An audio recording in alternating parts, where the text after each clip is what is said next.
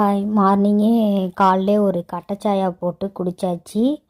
அப்புறமேட்டுக்கு ஒரு லைட்டாக ஒரு சின்னதாக ஒரு குழம்பு ஒன்று வச்சுட்டு அதோட லஞ்சு முடித்தாச்சு. நைட்டு பார்த்திங்கன்னா ரொட்டி தான் பண்ணியிருந்தேன் மைதா மாவில்.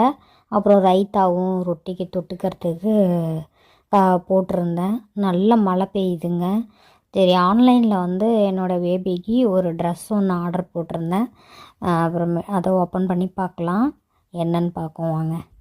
இந்த பிங்க் கலரு ஃப்ராக் தான், ரொம்ப நல்லா இருந்துச்சுன்னு போட்டிருந்தேன்.